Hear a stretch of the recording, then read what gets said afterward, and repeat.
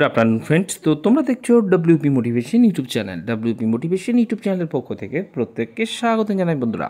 তো আমি অরিজিৎ দা। তো আশা করি তোমরা প্রত্যেকে খুব ভালো আছো এবং খুব সুস্থ আছো। তো আজকে তোমাদের কী বিষয়ে ভিডিও করতে চলেছি তোমরা টাইটেল এবং থাম্বনেল দেখেই অবগত হয়ে গেছো তোমাদের কী বিষয়ে কিন্তু আজকে ভিডিও করতে চলেছি। তো যে রিক্রুটমেন্টটা নিয়ে তোমাদের সামনে কথা বলতে চলেছি, recruitment to the post of sub inspector Anam branch and sub inspector AHM branch in West Bengal police 2024।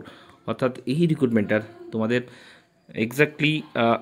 Exactly কতজনকে মাঠে ডাকা হয়েছে তোমাদের প্রতিটা রেঞ্জে, সেটাই আজকে আলোচনা করছি। তো আজকে ডব্লিউপি অ্যাসপিরিয়েন্ট যারা রয়েছে তাদের জন্য খুবই খুবই গুরুত্বপূর্ণ কিন্তু একটা ভিডিও হতে চলেছে। তো আজকের ভিডিওটা যত গ্রুপ রয়েছে সেই গ্রুপে কিন্তু বেশি করে কিন্তু শেয়ার করবে এবং যদি সত্যি খুব হেল্পফুল মনে হয় একটা করে লাইক করে দেওয়ার অনুরোধ রইল।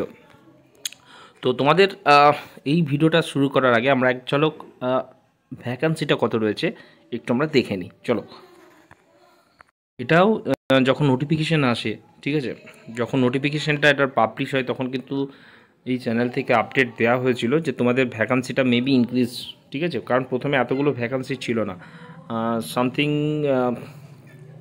500-র ওপর একটা ছিল, তারপরে কিন্তু ভ্যাকান্সিটা ইনক্রিজ করানো হয়। তো শেষ পর্যন্ত যেটা ভ্যাকান্সি করা হয়েছিল দেখতে পাচ্ছ এখানটাই, ঠিক আছে, আনাম ব্রাঞ্চ এবং আনাম ব্রাঞ্চের ক্ষেত্রে দেখতে পাচ্ছ মেল ফিমেল 564টা এবং ফিমেল হচ্ছে 248টা এবং আম ব্রাঞ্চের ক্ষেত্রে 319টা। টোটাল আমরা যদি দেখি 1131টা কিন্তু টোটাল ভ্যাকান্সি রয়েছে। অর্থাৎ এই যে রিক্রুটমেন্টটা অর্থাৎ ডব্লিউপিএসআই তার কিন্তু টোটাল আমরা দেখতে পাচ্ছি 2024 যে রিক্রুটমেন্টটা রয়েছে তার কিন্তু শূন্য পদ রয়েছে 1131টা। এবার তোমাদের দেখে নিই কতগুলো গ্রাউন্ডে ডাকা হয়েছে। তোমাদের সবার প্রথম ইউটিউবে আপডেট দিয়ে দিয়েছিলাম তোমাদের কবে থেকে মাঠ হতে চলেছে, কটা রিক্রুটমেন্টে হতে চলেছে। তো আলটিমেট সব কিছুই মিলে গেছে, তাই না? তো এবার তোমাদের সবথেকে বেশি চর্চিত, সবথেকে বেশি প্রশ্ন যেটা তোমাদের আসছে যে তোমাদের কতজনকে মাঠে ডাকা হয়েছে, অর্থাৎ কম্পিটিশানটা ঠিক কেমন হতে চলেছে, সেটার জন্যই মেনলি তোমাদের আপডেটটা আমি দিতে চলেছি। তো যে তিনটি রেঞ্জে তোমাদের মাঠ হয়েছে, তো ফার্স্ট অফ অল তোমাদের প্রেসিডেন্সি রেঞ্জ যেটা ব্যারাকপুর, সেখানে কিন্তু তোমাদের টোটাল ডাকা হয়েছে প্রায় 9600 টোটাল ক্যান্ডিডেটকে। তার মধ্যে মেল এবং ফিমেলের যেটা আমরা জানতে পেরেছি, মেল রয়েছে প্রায় 8400 প্লাস এবং ফিমেল রয়েছে প্রায় 1150 সামথিং, ঠিক আছে, মানে 1100 ধরে চলো। তাহলে তোমাদের টোটাল যে ক্যান্ডিডেট ডাকা হয়েছে, ঠিক আছে, বোথ মেল এবং ফিমেলের ক্ষেত্রে প্রায় 9600 মতো, ঠিক আছে, 9600 মতো কিন্তু ক্যান্ডিডেটকে পাস করানো হয়েছে। এবার চলে আসবো আমরা অম্বিকানগর গ্রাউন্ডে, ঠিক আছে।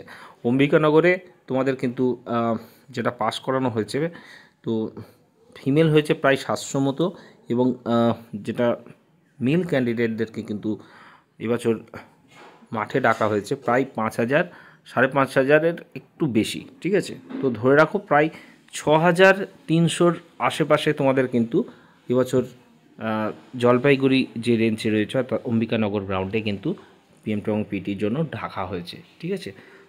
এবার চলে আসবো তোমাদের সবথেকে যেটা মেদিনীপুর ট্র্যাক, ঠিক, মেদিনীপুর গ্রাউন্ড, মেদিনীপুর যেটা 400 মিটার ট্র্যাক তোমাদের হয়েছিল, এখানেও কিন্তু হিউজ মাত্রায় কিন্তু ক্যান্ডিডেটকে কোয়ালিফাইড করা হয়েছে।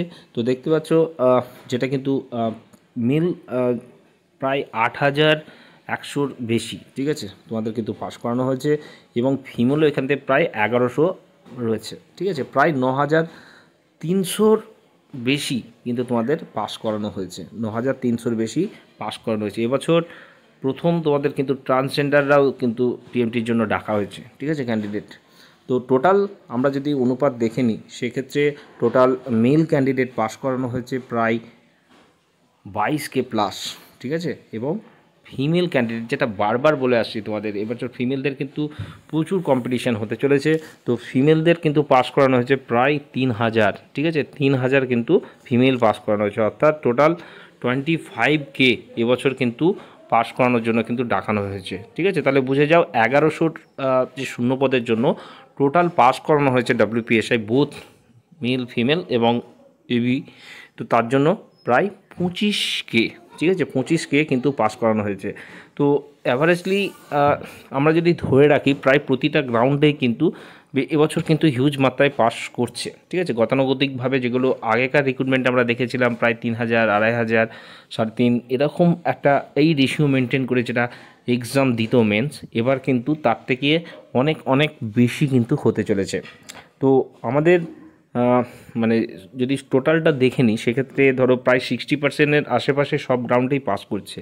অম্বিকানগরে লাস্ট সোমবার পর্যন্ত, অর্থাৎ নেক্সট উইকের সোমবার পর্যন্ত গ্রাউন্ড রয়েছে, বাকিগুলোই প্রায় 27 তারিখ পর্যন্ত কিন্তু গ্রাউন্ড রয়েছে সব, মানে মেদিনীপুর এবং ব্যারাকপুরে। তো সেক্ষেত্রে প্রায় 60%-এর আশেপাশে পাস করছে। এবার যদি আমরা টোটাল ফিমেল ক্যান্ডিডেট 3000 ধরে রাখি, সেক্ষেত্রে 3000-এর যদি আমরা একটু ধরে রাখি প্রায় 1800 মতো কিন্তু হয়তো ক্যান্ডিডেট পাস করবে বা তার আশেপাশে হয়তো পাস করবে।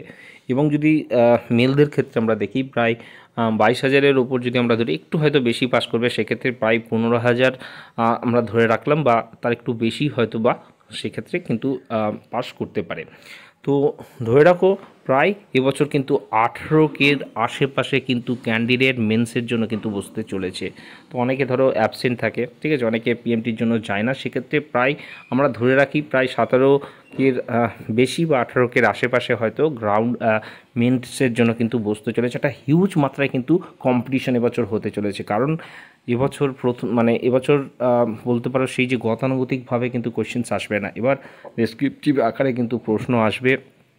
অনেকে কনস্টেবল অনেক পাস করা ছেলেরাও এবছর প্রিলিতে পাস করেছে, তারা হয়তো অনেক ভাবছে, তাদেরকে বলবো তোমরা কিন্তু মেন্সের জন্য ভালো করে প্রিপারেশন নাও, কারণ প্রিলি আর মেন্স টোটালি আলাদা, ঠিক আছে, অনেক ডিপ সহকারে কিন্তু তোমাদের লিখতে হয়।